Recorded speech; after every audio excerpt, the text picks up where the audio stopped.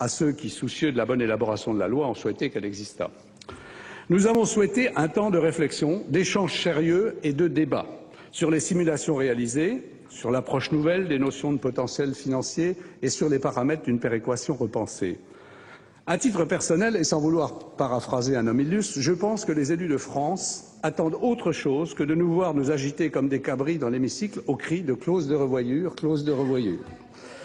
Ils veulent... Nous interrompons l'examen de cette proposition de résolution sur la mise en œuvre de la contribution économique territoriale. Un texte qui n'a donc pas de valeur législative, mais comme l'a rappelé Philippe Marigny, un des auteurs de cette proposition de résolution, l'objectif était pour les parlementaires de faire part au gouvernement des préoccupations des sénateurs sur la réforme de la taxe professionnelle. À ce jour, ils estiment qu'ils n'ont pas tous les éléments en main pour maîtriser l'impact de cette réforme sur les finances publiques. Un texte donc sans valeur législative. Mais à quelques heures, vous le savez, Michel, de l'examen de la réforme territoriale qui doit débuter ce soir au Sénat. C'est un message fort qu'ont voulu envoyer les sénateurs à l'adresse du gouvernement. C'est à vous, Michel. Merci Delphine. Il est donc 19h. Tout de suite, le journal de Public Sénat, toute l'actualité politique et parlementaire de ce lundi 28 juin. Voici les titres. L'État et les ministres à la diète ordonnent Nicolas Sarkozy. Ils devront payer tous leurs frais personnels et l'usage de leur logement de fonction. Encadrement général et sanctions sont annoncées en cas d'utilisation abusive des deniers publics. Les chasses présidentielles et au total 7000 logements de fonction seront supprimés. François Fillon a inauguré aujourd'hui une mosquée pour reconquérir une communauté qui se proclame stigmatisée, mais le Premier ministre reste ferme sur l'interdiction générale de la burqa. Invité du 18h, Jean-Pierre Chevènement et Mohamed Moussaoui, le président du CFCM. Sa démission avait été jugée inéluctable par la ministre des Sports. C'est fait, Jean-Pierre Escalette abandonne la présidence de la Fédération française de football après le fiasco du mondial. Première dans l'histoire de la République, l'inauguration par le Premier ministre d'une nouvelle mosquée en région parisienne. François Fillon avait en tête le souci de se rapprocher de la communauté musulmane à une semaine du débat parlementaire sur l'interdiction générale de la burqa. Reportage à Argenteuil, Thomas Raguet. Un Premier ministre inaugurant une mosquée, une première en France et un symbole fort adressé à la communauté musulmane. Mais une visite non dénuée d'intérêt politique, à quelques semaines de l'examen du texte interdisant le voile intégral. Les personnes qui dissimulent leur visage au prétexte de leur foi sont consciemment ou non les opposantes à l'islam de France que vous avez contribué à construire. À l'extérieur de la mosquée Renault, cet ancien garage reconverti en lieu de culte, certains habitants saluent la visite du Premier ministre, même s'ils n'ont pu entrer pour l'écouter. Nous, on pense qu'il y a toujours un fossé entre ce qu'on appelle Occident et Islam.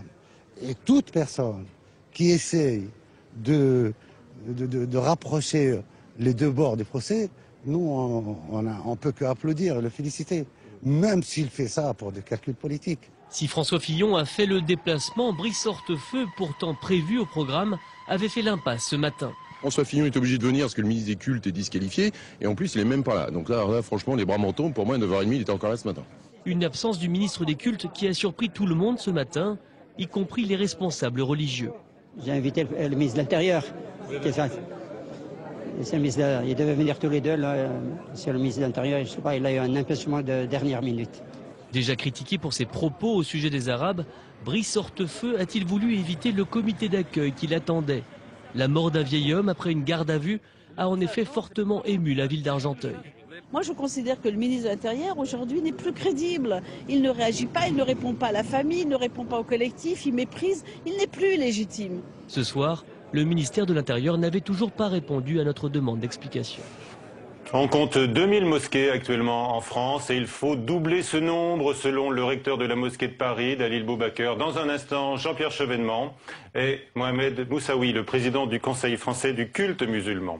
Entre ministre et trésorier de l'UMP, Éric Woerth devrait choisir, estime Alain Juppé, Le parti majoritaire confirme le report d'une réunion du Premier Cercle, un club de donateurs haut de gamme de l'UMP.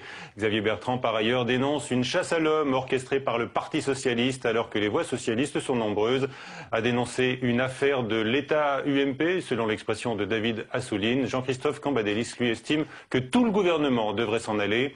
Liliane Bettencourt a été entendue samedi par des policiers à la suite de sa plainte déposée après la divulgation d'écoutes pirates à son domicile.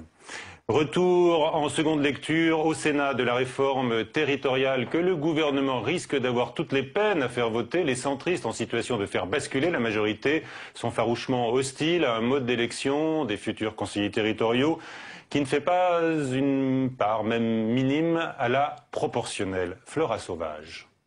Supprimé il y a peu, le scrutin uninominal majoritaire à 2 tours pour l'élection du conseiller territorial est rétabli par la commission des lois. Les sénateurs centristes qui avaient conditionné leur vote en première lecture à l'introduction d'une dose de proportionnelle s'estiment floués. C'est un manquement grave à la parole donnée. C'est d'une malhonnêteté intellectuelle totale, je pèse mes mots. C'est proprement scandaleux. Il ne faut pas s'étonner après que les centristes soient fâchés et il ne faut pas s'étonner que la confiance soit brisée. Vous savez, dans toute relation, quand il n'y a plus de confiance, on ne peut plus travailler. Et pour que la réforme soit votée au Sénat, la majorité UMP a besoin du vote des centristes. Les transactions, visiblement, n'ont pas beaucoup avancé. Et chacun reste très largement sur ses positions. Alors, ça concerne effectivement le problème clé des conseillers territoriaux. Pour le reste, nous sommes dans une discussion qui est désormais une discussion très pragmatique et assez efficace. Reste à trouver les termes d'un accord, mais quel que soit le vote du Sénat, c'est l'Assemblée nationale qui aura le dernier mot. Celui que l'on surnomme face d'ananas découvre les tribunaux français. L'ancien dictateur du Panama, Manuel Noriega, est jugé à partir d'aujourd'hui pour blanchiment d'argent de la drogue. Il a déjà passé 20 ans dans les prisons américaines avant d'être extradé. Son avocat, on le voit, est le désormais célèbre maître Olivier Metzner. Le Conseil de surveillance du Monde s'est prononcé tout à l'heure sur l'offre de reprise du journal. 11 voix sur 20 étaient nécessaires pour avaliser l'option proposée par le trio Pierre Berger, Mathieu Pigasse et Xavier Niel. Eh bien, c'est exactement le nombre obtenu. Les sociétés de personnel du groupe de presse s'étaient prononcées dès ce week-end en faveur de ce trio, contre l'offre proposée par Claude Perdriel du Nouvel Observateur avec Orange. La réaction, il y a un instant, de Gilles Van Cotte, le président de la Société des rédacteurs du Monde. Un nouvel élan que connaissent aujourd'hui les personnels, journalistes, employés et cadres, qui s'appuient sur 3 repreneurs qui nous ont fait part de leur volonté de nous accompagner vers de nouvelles aventures, vers une nouvelle période du journal. Nous avons vraiment un très fort espoir, une très forte confiance dans ce qu'ils nous ont proposé. Nous pensons que l'indépendance éditoriale de nos titres, qui fait leur crédibilité, qui fait le lien qu'on a avec nos lecteurs, pourra être préservée et même développée dans les années qui viennent. Voilà, un nouvel élan, dit donc le président de la Société des rédacteurs, rencontré il y a un instant par Marie Brémaud, un nouvel élan à quelques 100 millions d'euros. C'est l'investissement promis par le trio de repreneurs. Notez encore que l'UMP lance une pétition en faveur de l'arbitrage vidéo dans le football. Question clé relancée par 2 erreurs commises ce week-end en Afrique du Sud. Le porte-parole Frédéric Lefebvre dit se soucier des réactions des téléspectateurs qui suivent les matchs du mondial à la télévision. À suivre... Dans le 19h aujourd'hui de Public Sénat, un débat sur l'entrée en fonction d'Adopi, avec donc désormais une haute autorité opérationnelle dans quelques jours contre les pirates du net, et puis les 2 premiers invités du journal, Jean-Pierre Chevènement et Mohamed Moussaoui. Jean-Pierre Chevènement, bonsoir, sénateur du territoire de Belfort et président d'honneur du mouvement républicain et citoyen. Avec nous, Mohamed Moussaoui, vous êtes, vous, le président du Conseil français du culte musulman. D'abord, quelques questions politiques. Jean-Pierre Chevènement, au lendemain du congrès de votre mouvement, qu'est-ce qui pourrait donc vous décider à vous présenter en 2012, puisque vous ne l'excluez pas? Écoutez, la situation aujourd'hui est celle d'une crise gravissime, une crise mondiale, mais qui emporte notre pays. La crise du capitalisme financier mondialisé qui s'était mis en place dans les années 80. On s'en souvient, Madame Reagan, Madame Thatcher, Monsieur Reagan, et en France, l'acte unique européen. Donc l'actualité vous porte, selon vous, et justifierait une candidature. Et d'autre part, à la crise de la monnaie unique, mise en place au traité de Maastricht, avec bien évidemment la révélation de l'erreur fondamentale de conception, qui est qu'on a oublié que l'Europe était faite de nations. Or, ces nations divergent. Et on se rend compte qu'on ne peut pas bâtir l'Europe sans partir de cette brique de base qu'est la nation. Fort de cette actualité, eh bien, je vous pose une question. Vous estimez que vous pouvez y aller? Vous devez y aller? Je vous pose une question. Peut-on faire confiance à ceux qui nous ont fourvoyés pour nous sortir d'affaires? Peut-on vraiment demander à un médecin qui vous a intoxiqué pendant 18 ans, au plomb, mettons, de vous apporter aujourd'hui un remède? Donc vous êtes le seul sauveur? Je n'en vois pas beaucoup, car à l'horizon, il y a peu de gens qui ont fait preuve d'une vue prémonitoire de ce qui allait arriver, qui ont fait une analyse de la situation que les faits aujourd'hui confirment amplement. Alors Jean-Pierre Chevènement, pour vous amadouer, dit-on, le PS pourrait vous offrir la présidence du Sénat si celui-ci bascule à gauche en septembre 2011. Ce serait une belle perspective. Est-ce que ce serait de nature à vous faire renoncer? Vous voyez bien que ces bruits sont mis en circulation par des gens qui veulent décrédibiliser la possibilité de ma candidature, parce que je n'ai pas dit que j'étais candidat, j'ai dit que je n'excluais rien, que j'étais disponible, mais que je me laisse le temps de voir venir, parce que j'ai comme objectif de faire bouger les lignes, de faire en sorte qu'en France s'ouvre un débat. Par exemple, cet été, au mois d'août, le mois de tous les mauvais coups, on peut avoir une attaque contre l'Espagne. Que feront à ce moment-là les autres pays de la zone euro? Croyez-vous qu'ils soient armés pour réagir? Qu'ils soient en état d'apporter une réponse? Non, ce n'est pas le cas. Nous avons des élites qui sont en dessous de tout, qui n'ont pas confiance dans la France. Et notre pays est malade. Il faut bien le dire. Jean-Pierre Chevènement, vos amis du mouvement républicain et citoyen mettent en avant votre probité, notamment. Et comment est-ce que vous jugez aujourd'hui le climat autour d'Éric Woerth?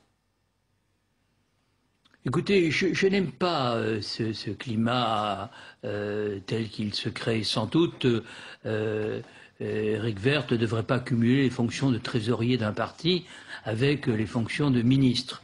Mais en même temps, je ne veux pas mettre en doute son intégrité personnelle.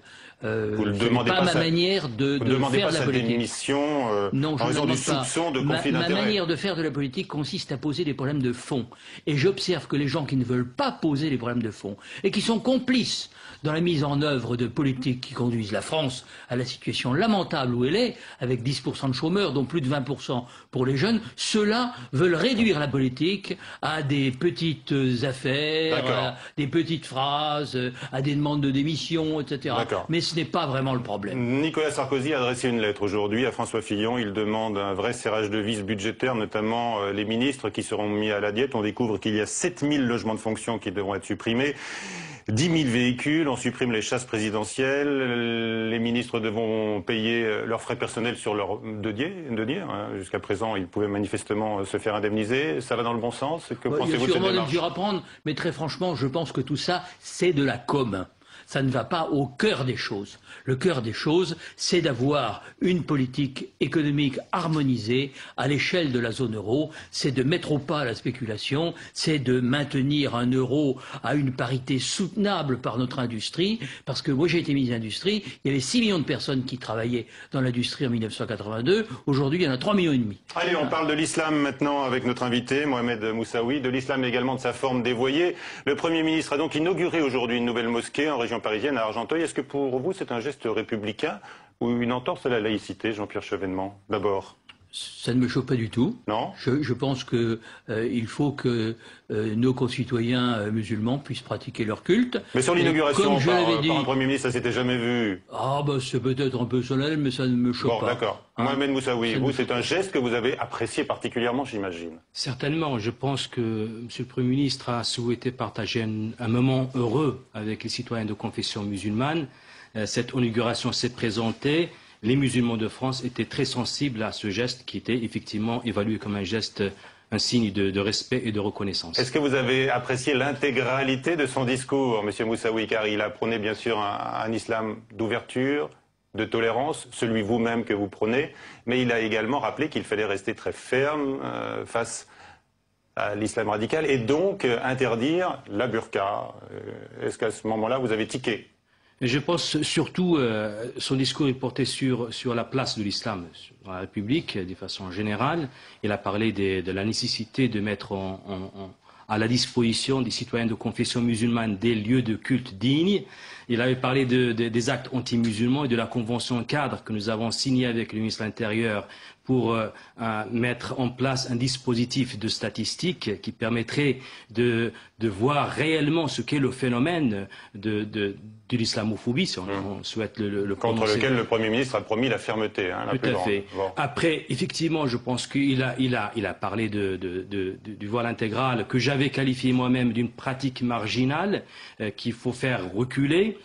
Simplement, sur la manière de faire reculer cette pratique marginale, le Conseil français du culte musulman, il continue à défendre sa position, à savoir, c'est le dialogue, c'est l'éducation, contre la loi d'interdiction médiation qui va venir en débat dans une semaine. Nous ne sommes pas encore convaincus qu'une loi d'interdiction générale et absolue sur le territoire national pourrait être la solution aux problèmes posés. Qu'en pense Jean-Pierre Chevènement? Je pense que, comme l'a dit le président Moussaoui, c'est une pratique tout à fait marginale.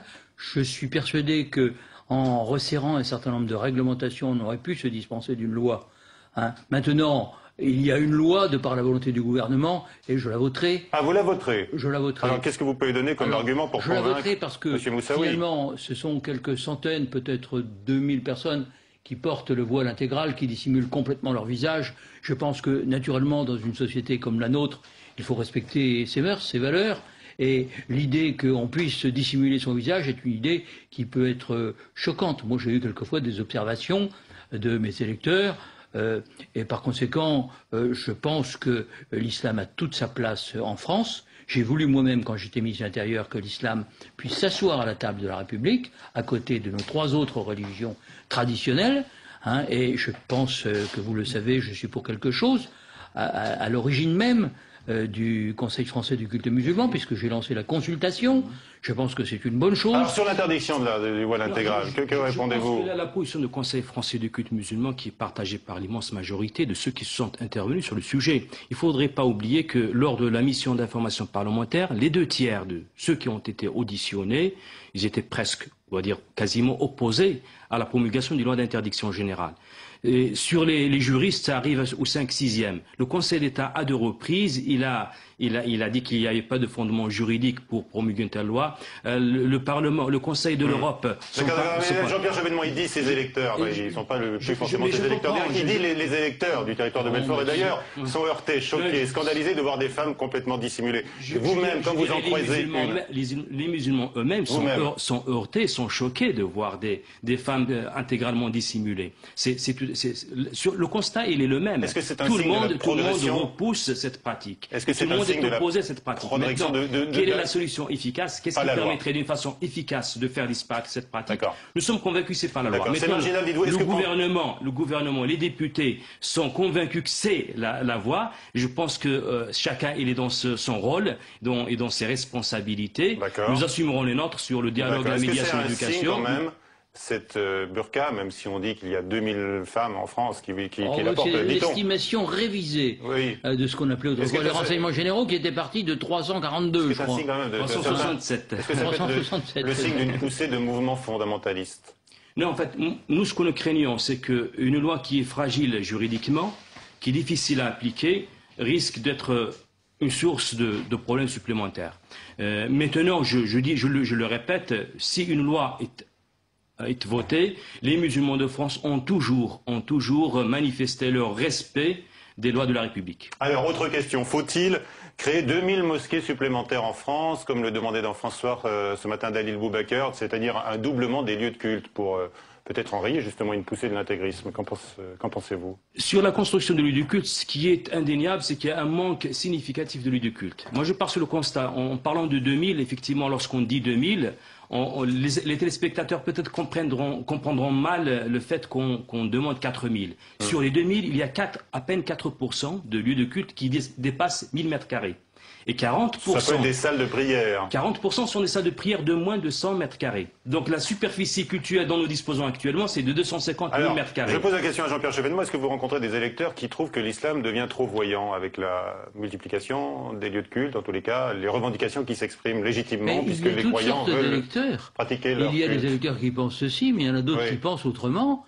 Et moi, j'ai pris sur moi, quand j'étais maire de Belfort, de mettre à disposition de la communauté des musulmans de Belfort un terrain Cela a provoqué certaines polémiques que j'ai affrontées. La mosquée est construite, c'est une très belle mosquée, c'est un édifice remarquable, de toute beauté, et je pense que ça contribue au patrimoine belfortain. Oui. J'ajoute qu'il faut toujours voir dans la communauté des musulmans, c'est qu'elle apporte l'atout qu'elle représente pour la France. Il est là une réserve d'hommes qui ont des qualités, des valeurs éminentes. Et s'agissant de l'islam, je ne parle pas de ces déviations extrémistes comme il en existe de toutes les religions.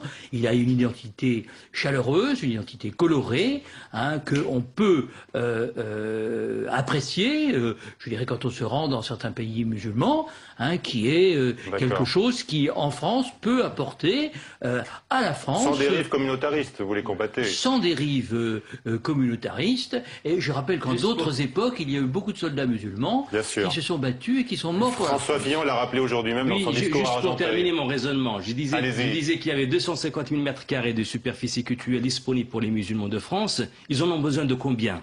C'est la question qui devrait Nous estimons qu'il y a à peu près 5 millions de musulmans, dont 17% pratiquent la prière hebdomadaire du vendredi. Donc il y a à peu près 850 000 prieurs. En ces termes-là. Si on estime qu'il faut 1 mètre carré pour qu'une personne prie dignement, il faudrait 850 000 mètres carrés de surface cultuelle.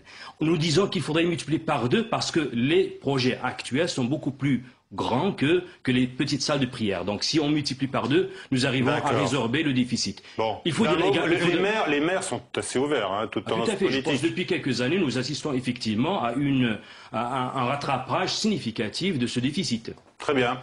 Merci, messieurs. Je voudrais saluer la mémoire de Jacques Berck, parce que c'est à son école que j'ai appris à penser ce problème et que j'ai lancé le mouvement en 1999 qui a abouti à ces dispositions qui régissent aujourd'hui les rapports entre la République et le culte musulman.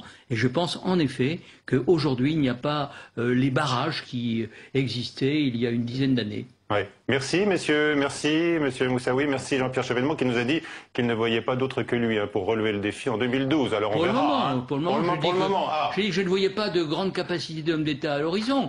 Mais un homme d'État, on ne naît pas homme d'État, on le devient. D'accord. Donc voilà. Il n'y a pas de génération spontanée, là, si vous n'en voyez pas poindre à quelques années. Il y a des gens qui ont manifesté une certaine capacité d'anticipation.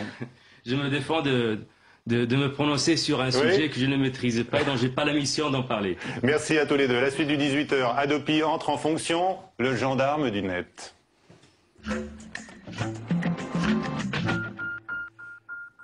La haute autorité chargée donc de lutter contre le piratage sur Internet dispose désormais de toutes les armes juridiques pour sévir et avertir d'abord sous forme de mail. Élise Ecardi a assisté à la conférence de presse des responsables d'Hadopi ce matin qui ont précisé quelques points qui feront débat dans un instant sur ce plateau. L'Hadopi est donc prête à fonctionner. Les derniers décrets ont été promulgués. Pirater de la musique est donc officiellement répréhensible. Celui qui aura téléchargé illégalement pourra recevoir des emails d'avertissement de la part de la haute autorité. Et ce sont les ayants droit, comme les associations d'auteurs par exemple, qui pourront saisir l'Hadopi. On parle de 50 000 cas litigieux par jour, avec seulement 3 personnes pour les traiter. Effectivement, les ayants droit nous annoncent 50 000 saisines par jour. Bien évidemment, dès le premier courriel, on ne va pas traiter à la main et regarder l'ensemble des saisines. Au début, bien évidemment, la CPD va définir des critères de tri, de choix, de volumétrie. Et cela, vous ne voulez pas les dire? Et cela, tant qu'on n'en a pas délibéré, je ne les dirai pas. C'est normal ce top secret parce qu'à partir du moment où ils se rendent compte qu'ils sont incapables de tenir l'objectif et qu'ils vont être obligés de traiter au doigt mouillé, hein, c'est-à-dire qu'ils vont faire plouf plouf et ils vont prendre les gens comme ça parce que comment trier 50 000 cas par jour, c'est impossible, surtout quand on est 3, à moins qu'ils aient un super programme. Et dans ce cas-là, ça veut dire qu'ils ont de gros moyens parce qu'aucune entreprise au monde n'a un tel programme. Ils sont très très forts. Donc je crois que le vrai secret, c'est qu'ils se foutent de nous depuis le début. L'Hadopi est donc effective, mais manifestement, elle n'en a pas fini avec la polémique. Voilà les deux invités du 19h. Donc aujourd'hui, Benjamin Bayard, bonsoir. Vous êtes entrepreneur engagé dans l'univers du net. Pas entrepreneur du tout. Enfin, vous êtes président d'une association. D'une association qui fournit notamment un accès. Qui est le plus vieux fournisseur d'accès en France. Voilà, c'est ça. Vous n'êtes pas entrepreneur quand vous fournissez un accès vous-même à Internet ? Je suis président d'association. D'accord. Et avec nous, Thierry Solaire qui suit le dossier du numérique. À l'UMP, les pirates sont désormais donc placés sous surveillance. La loi se veut dissuasive. Est-ce qu'elle le sera, selon vous, Thierry Solère? Ouais, c'est son objectif. Elle a d'abord, avant tout, comme objectif, cette loi de réaffirmer des valeurs. Et c'est vrai qu'on parle toujours, on va y entrer dans la technicité des lois, dans les problèmes. Et puis on a cette habitude en France de toujours pleurer avant d'avoir mal. On se dit que ça va pas le faire. Techniquement parlant, cette loi, elle a sûrement des réserves. Mais par contre, elle est là pour affirmer des valeurs. Et c'est la première fois depuis 10 ans où on voit le piratage qui a augmenté d'une manière considérable, qu'il y a une prise de conscience de l'opinion publique que voilà, pirater un film, pirater une musique, ça ne se fait pas. Réaffirmer des valeurs pour être dissuasif, c'est votre sentiment après examen de cette nouvelle structure, haute autorité, Benjamin Bayart? Basiquement, je vais prendre une petite minute pour resituer un peu de quoi on parle. Je veux qu'on s'entende au moins sur un mot sur ce que c'est qu'on appelle culture. Oui. À partir du moment où il existe un groupe de personnes, il existe des références communes à des histoires réelles ou imaginaires, et ce sont ces références communes que l'on appelle culture. C'est ce qui fait que quand je dis barrez-vous con de mime, il y a toute une génération qui comprend que je parle d'un film d'Alain Chabat. Alors que quand je dis est-ce que j'ai une gueule d'atmosphère, il y a toute une génération qui comprend que je parle d'Hôtel du Nord. C'est ça, la culture, c'est une référence commune. Par définition, une culture s'échange. On ne peut parler de culture que quand il y a des œuvres qui s'échangent. On ne fait culture que quand on partage des œuvres. Oui, enfin, vous savez, et donc, ça, c'est charmant, mais on est dans une... Vous savez, laissez-moi finir mon raisonnement. Non, mais ça va, vous faites un tunnel, là, ça va être le générique.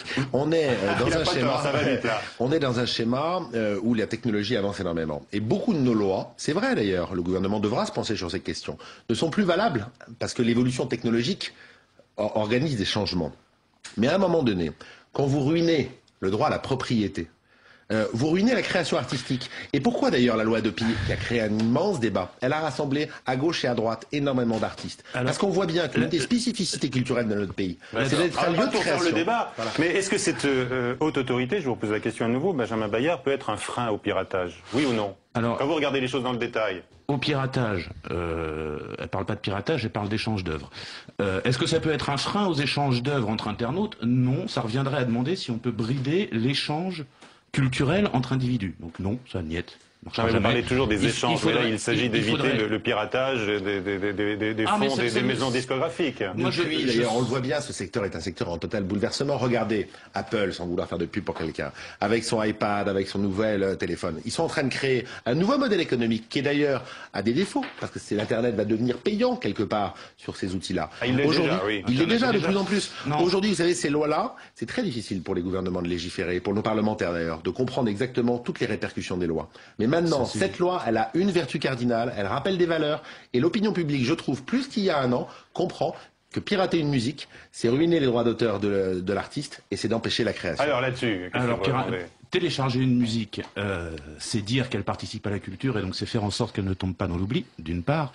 D'autre part, je rappelle quand même que sur la propriété intellectuelle, j'aime beaucoup citer Le Chapelier, qui est le papa de la première loi sur la propriété intellectuelle, en 1791, qui explique que la propriété intellectuelle est un droit sacré, et qu'il explique qu'une œuvre, une fois qu'elle a été publiée, appartient essentiellement au public, et que par exception, pendant une courte période, on cède quelques droits aux auteurs.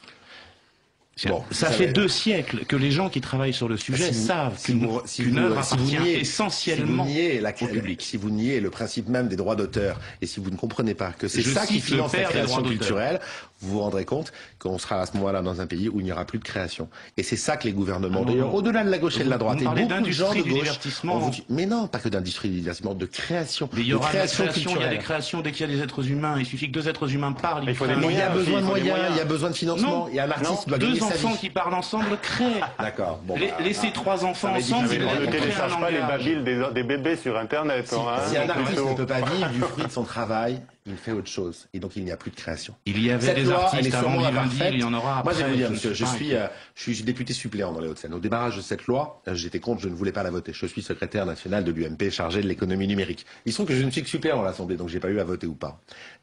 Au fond, j'ai changé d'avis. Parce qu'elle a au moins, avec toutes les imperfections, une vertu cardinale, faire prendre conscience à l'opinion publique. Et c'est ça aussi le rôle non, des là ça marche pas. Il y a quand même peut-être un noyau que d'écouter de la musique, c'est mal.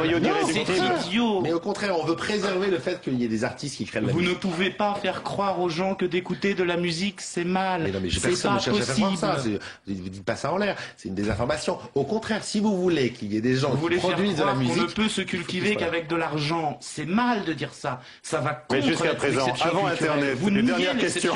Benjamin Bayard, dernière question. Avant Internet, quand on voulait écouter de la musique, on allait acheter des disques. Mais non, vous niez. Mais non, on écoutait la radio. Ah, pas seulement. Je vous assure que la majorité des gens n'avaient pas les moyens d'acheter des milliers de disques. Qu'est-ce que vous conseillez aux pirates aujourd'hui de continuer malgré Adopi et la menace? Moi, ce que je constate, c'est qu'Adopi va effectivement faire un très grand bien au business et au business de marchands pirates, pour le coup. C'est-à-dire de gens qui vendent les méga uploads, les giga news, les marchands de musique sans payer les licences en ligne. Eux, ils se portent déjà très bien. Ils ont vu leur business doubler en un an. Pourquoi? Parce qu'Adopi arrive. Alors voilà, il y a deux discours qui ne peuvent pas se rencontrer là.